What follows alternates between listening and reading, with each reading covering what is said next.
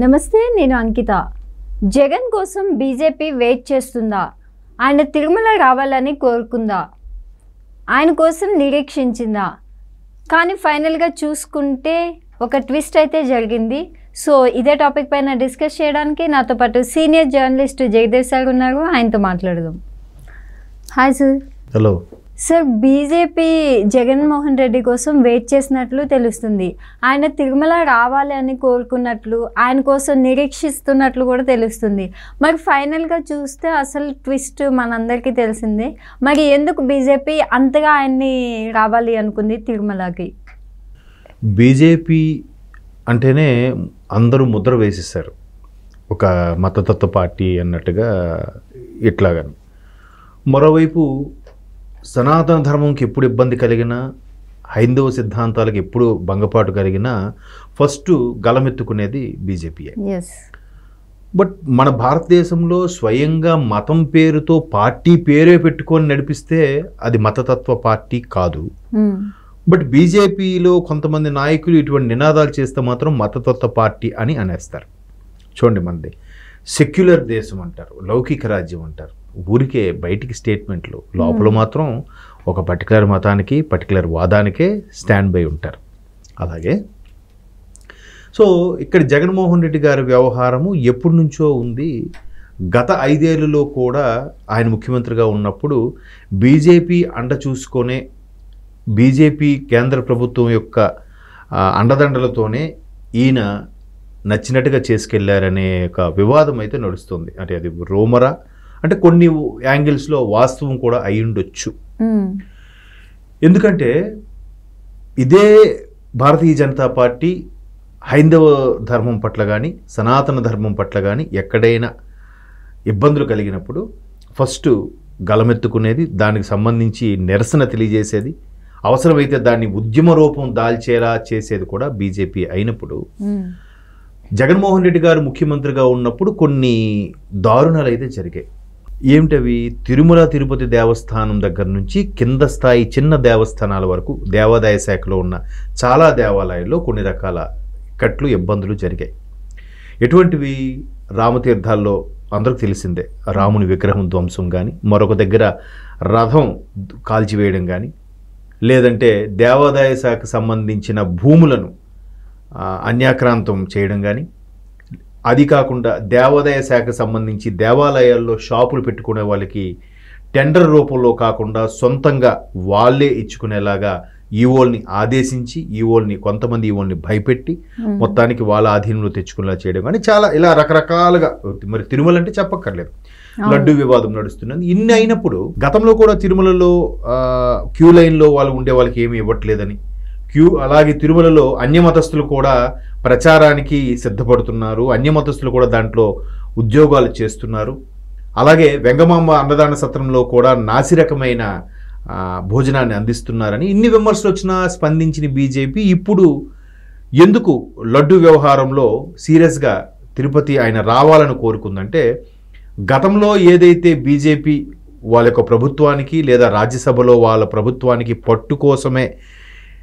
పట్టు కోల్పోతుందేమో అని వైసీపీ ఎన్ని చేసినా చూసి చూడనట్టు నడుచుకుందా అనే విమర్శ ఏదైతే ఉందో దాన్ని బ్రేక్ చేసే విధంగా ఇప్పుడు బీజేపీ కంకణం కట్టుకుంది అని నేను అనుకుంటున్నాను.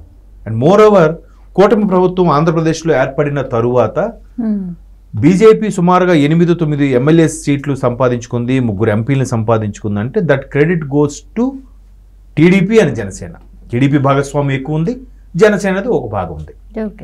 సో వాళ్ళ ద్వారా నీవు గెలుచుకున్నారనేది కూడా అందరికీ తెలుసు. లేకపోతే బీజేపీకి అంత ఓటింగ్ పర్సెంట్ అయితే లేదు. సో ఇప్పుడు ఎలాగూ గెలుచుకుంది, కూటమి ప్రభుత్వంలో ఉంది. గతంలో ఇటువంటి విమర్శలన్నీ తిప్పికొట్టాలి, జగన్మోహన్ రెడ్డి గారిని అటాక్ చేయాలి అంటే ఇదే సరైన సమయం అనుకుండొచ్చు. సో ఇక్కడ హైదరాబాద్కి ఎంపీగా కంటెస్టెంట్ చేసిన మాధవీలత గారు కూడా ఈ విషయంలో చాలా గట్టిగానే స్పందించారు. ఇప్పుడు అది ఒక రాజకీయం చేయడం ఏంటి? లడ్డూది అంశం జరిగినప్పుడు, తప్పిదం జరిగినప్పుడు అది ఎవడైనా సరే, అరే మాకు తెలియకుండా జరిగిపోయింది, దీన్ని కనిపెట్టండి, ప్రక్షాళన చేయండి, ఎవడు తప్పు చేసినా వదలొద్దు. అనేలాగా అందరూ ఏకతాటిపైకి వస్తారనుకుంటే దాన్ని కూడా వివాదం చేసి ఏ పార్టీ అయినా సరే మతం వ్యవహారాలు సనాతన ధర్మ వ్యవహారం వచ్చేసరికి అందరూ ఒక తాటిపై రావాలి కదా. దీన్ని కూడా కొంతమంది ఆ తప్పును కూడా కొమ్ము కాసేలాగా, ఆ తప్పుని కూడా అది అబద్ధము అని ప్రూవ్ చేసేలాగా ఎందుకు ప్రయత్నిస్తున్నారు అనేది ఆవిడ వాదం. ఆవిడ ఇంటర్వ్యూస్ కూడా నేను చూశాను, ఆవిడ బయట ఇచ్చినప్పుడు మీడియాకి. సో ఈ విషయంలో ఆవిడ కేంద్రం వరకు కొంతమంది వాళ్ళతో కూడా చర్చించిందంట. ఇక్కడ వాళ్ళు కూడా రాష్ట్ర బీజేపీ అధ్యక్షురాలు పురంధరేశ్వరి లాంటి వాళ్ళు కూడా, భానుప్రకాష్ గారు లాంటి వాళ్ళు కూడా అక్కడ కేంద్రానికి తెలియజేయడం, అక్కడ నడ్డా గారు కానీ అమిత్ షా గారు కానీ కొన్ని ఈ విషయాల్లో సీరియస్ అవ్వడం కూడా తెలిసిందే. అయితే దీన్ని ఎలా చర్యలోకి తీసుకోవాలి? ఇప్పుడు ఏమాత్రం ఎటువంటిది తీసుకున్నా నందిని పందిలా చేసేసి, మేకని కుక్కలాగా ప్రూవ్ చేసేసి దాన్ని వండుకొని తినేసే పరిస్థితి వచ్చేస్తుంది. అంటే అట్లా మభ్య పెడుతున్నారు. అదేదో కథ ఉంది దీని మీద. అంటే ఒక పంతులు గారు మేకను తీసుకెళ్తుంటే ఒక ముగ్గురు ఎదురుపడి అయ్యా ఇది కుక్క కుక్క కుక్క అని చెప్పి వాళ్ళ పర్టికులర్ సోషల్ మీడియాలోనో వాళ్ళ పర్టికులర్ ఛానల్స్లోనో అది కుక్క కుక్క అని చెప్పేసి దాన్ని మొత్తానికి వండుకొని తినేసే పరిస్థితి తీసుకొస్తున్నారు. దాన్ని నమ్మే వాళ్ళు కూడా ఉన్నారు, మహానుభావులు, వాళ్ళకు నమస్కారం నిజంగా. సో అట్లాంటి ఉండే పరిస్థితుల్లో ఇప్పుడు ఒకవేళ చేస్తే సానుభూతి పెరిగిపోతుంది, ఆయన ఏమైనా చర్యలు తీసుకున్నా. ఇప్పుడు ఎంత జరుగుతున్నా ఆయన 28వ తేదీకి తిరుమల వెళ్తారనుకున్న ఆయన మాజీ ముఖ్యమంత్రి గారు ఎందుకు సడన్గా అయిపోయారండి? ముందు నుంచి తెలియదా? ముందు నుంచి ఏ ప్రోగ్రాం ఉంది?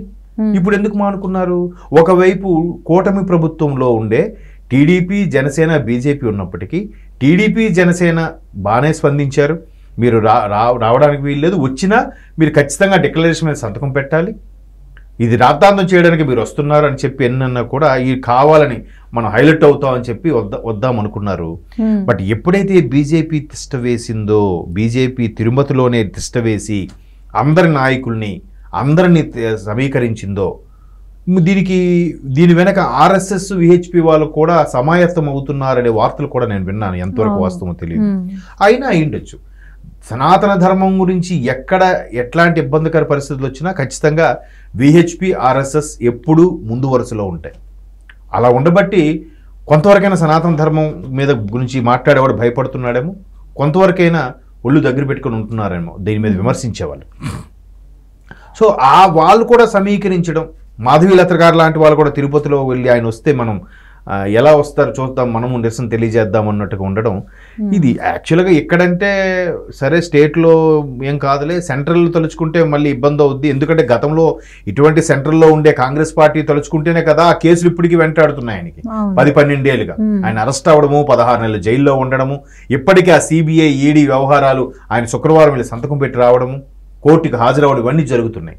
మరి ఇక్కడ ఆల్రెడీ బీజేపీతో కూడా మరొక పెద్ద పార్టీ సెంట్రల్ పార్టీ బీజేపీతో కూడా ఒకవేళ చెడిందే అనుకోండి, ప్రస్తుతానికైతే చెడకపోయినా మంచి సంబంధాలు అయితే లేవు. ఎందుకు ఆల్రెడీ కూటమిలో టీడీపీ జనసేన ఉన్నాయి కాబట్టి బీజేపీలతో పొత్తు అనేది అవ్వదు వైసీపీకి. సో ఇంకెందుకు వాళ్ళ ఆగ్రహానికి గురి కావడం అని మేబీ స్టెప్ బ్యాక్ అయి ఉంటారని వార్తలు వస్తున్నాయి.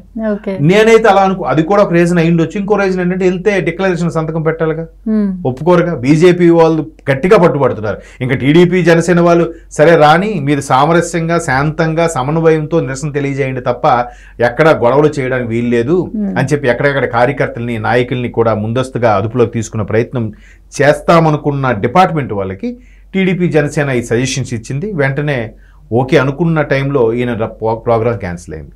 చూసారా, వస్తే ఎక్కడ డిక్లరేషన్ సంతకం పెట్టబడితే అమ్మో ఈ ఈగో హర్ట్ అయిపోద్ది, అందుకు రాకపోయి ఉండొచ్చు నేను అనుకుంటున్నాను. నా మతం తెలియదా, నా కులం తెలియదా అని అన్నీ అంటున్నారు. కానీ ఒకటే మాట, సంతకం పెట్టడానికి నాకే అభ్యంతరం, నేను పెడతాను అనొచ్చు కదా. నేను వెళ్తే తప్ప, నాలాంటి వాడు రాకూడదా, ఇవన్నీ అడుగుతున్నారు. అవన్నీ ఎందుకు? మీరు క్లియర్గా ఆయనే చెప్తున్నారు కదా, నేను బైబిల్ చదువుతా, నేను క్రిస్టియన్ మతానికి చెందినవాడిని నేను క్లియర్గా చెప్తున్నప్పుడు వేరే మతం దానికి వెళ్ళినప్పుడు అసలు వెళ్ళకూడదు వాస్తవానికి. సరే వెళ్ళినప్పుడు అంటే వాళ్ళ బైబిల్ రూల్ ప్రకారం, నేను ఇందాక కూడా లలిత్ కుమార్ గారు వీడియో చూశాను, బైబిల్ ప్రకారం వేరే దేవుడిని కానీ వేరే అన్య మతస్థుల దేవాలయాలు కానీ వెళ్ళకూడదట. సరే వెళ్ళినప్పుడు విశ్వాసం ఉందని సంతకం పెట్టడానికి ఏం ప్రాబ్లం? లౌకిక సెక్యులర్ పర్సన్స్ కదా, నా మతం మానవత్వం అయినప్పుడు ఆ మానవత్వంలో హిందువులు కూడా మానవత్వం ఉన్నవాళ్ళే కదా.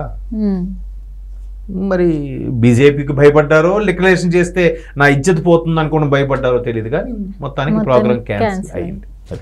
Okay, thank you sir. Thank you.